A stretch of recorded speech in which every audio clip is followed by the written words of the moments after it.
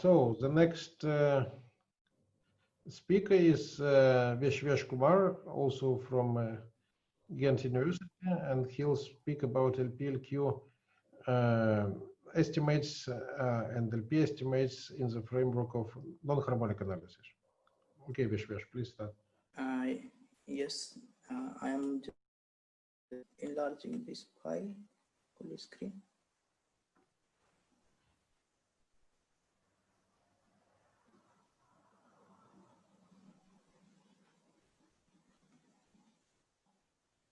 Okay, yes. So in this poster, I will talk about LP-LQ boundedness of pseudo-differential operator on a smooth manifold. This is joint work with Duan Cardona, Michael Rozhansky, and Niaz Takuma-Gambetev. So the main tool of this in such kind of result is the Fourier analysis developed by last two authors in the paper, in this paper. Okay, so the main tool is the Fourier analysis developed by Michael Rozhansky and Niaz Takuma-Gambetev in the setting of non-harmonic analysis of boundary value problem, and then extended on the compact manifold and possibly to non-compact manifold also in this paper by Delgado, Rozhansky, and Takuma-Gambetev. So the main, so here I will now say a few words about. So we'll talk about the global pseudo-differential operator, which are defined in the same paper, pseudo-differential calculus as well, and the result of this paper is contained in the reference. So the main result here is to extend the Hormander condition for LP-LQ boundedness to pseudo-differential operator in this non-harmonic setting, and as well as we talk about the LP boundedness of the pseudo multiplier also. So I will not talk about the bound, why it's important, because the one already talk about the boundedness result, why they are important, but we present some application also. So now the main tool here is to prove Hausdorff-Young Paley inequality and the Paley inequality in this setting. So we first establish this inequality and then apply these two inequality to establish LP-LQ boundedness in terms of the Fourier pseudo-differential operator as well as Fourier multiplier. So how this Fourier analysis originate? So you consider a pseudo-differential operator which need not be elliptic or self-adjoint with some fixed boundary condition which we denote by BC, and such that the spectrum is discrete, the eigenfunction form a Ridge basis for L2 space. And of course, eigenfunction satisfy the boundary condition. And then we consider the conjugate spectrum problem where the eigenfunction denoted by U psi.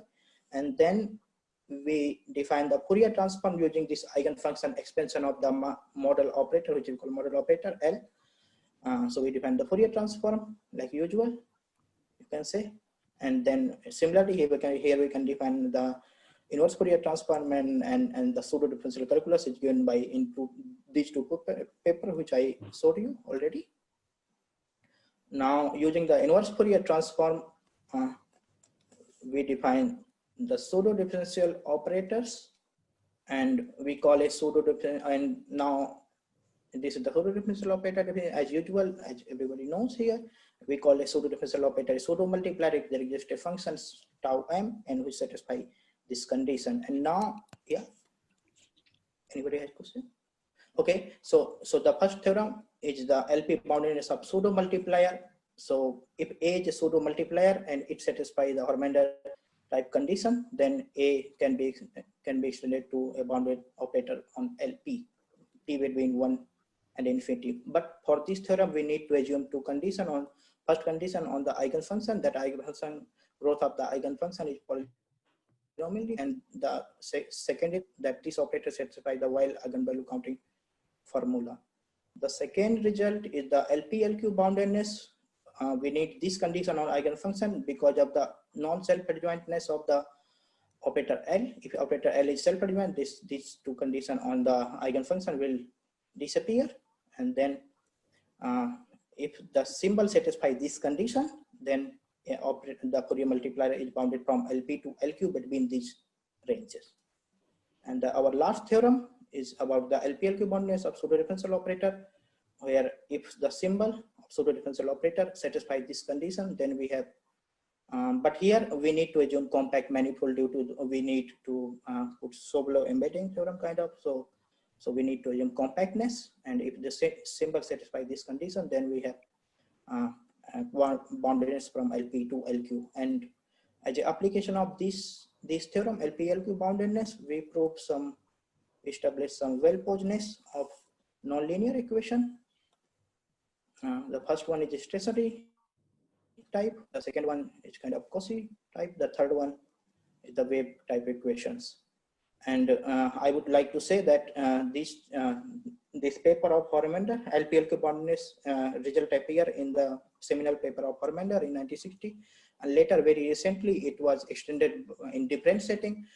For example, for LP-LQ boundedness in the setting of locally compact groups, unimodular groups, by Ruzhansky and Akhiljanov, and also by Akhiljanov, Ruzhansky and Nursultanov for compact homogeneous manifold. And this is the reference where all these results are contained. You can have a look, or we can discuss it also. And this is the Hormender paper, and these two are paper for the non-harmonic Fourier analysis, where all these results are here. And thank you. Okay, thank you very much, Vishwesh.